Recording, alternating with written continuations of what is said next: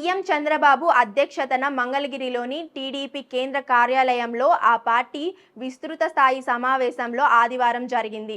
TDP మంత్రులు, ఎంపీలు, ఎమ్మెల్యేలు, ఎమ్మెల్సీ, పార్టీ జిల్లా అధ్యక్షులు, నియోజకవర్గ ఇన్ఛార్జీలు, పరిశీలకులు ఈ సమావేశానికి హాజరయ్యారు. సమావేశం ఉదయం 11 గంటలకు ప్రారంభం కానుంది.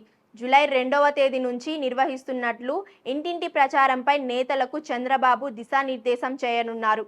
పార్టీ భవిష్యత్తు కార్యాచరణపై చర్చిస్తారు. తమ నియోజకవర్గంలో సంక్షేమ పథకాల అమలు, పార్టీ కార్యక్రమాల నిర్వహణ, కమిటీల ఏర్పాటు, సభ్యత్వ నమోదు, 3 పార్టీల సమన్వయంపై నిమ్మల రామానాయుడు, కొల్లు రవీంద్ర, టీజీ భరత్, బెందలం అశోక్, గురజాల జగన్మోహన్ రావు మాట్లాడతారు. సంస్థాగత ఎన్నికల నిర్మాణం, సుపరిపాలనలో తొలి అడుగుపై పార్టీ జాతీయ కార్యదర్శి లోకేష్ ప్రసంగిస్తారు. కూటమి ప్రభుత్వం ఏడాది పాలనలో సాధించిన విజయాలన్నీ కేంద్ర మంత్రి రామ్మోహన్ నాయుడు, ఆర్థిక మంత్రి పయ్యవుల కేశవ్ వివరిస్తారు. నేతల ప్రశ్నలకు చంద్రబాబు జవాబులిస్తారు.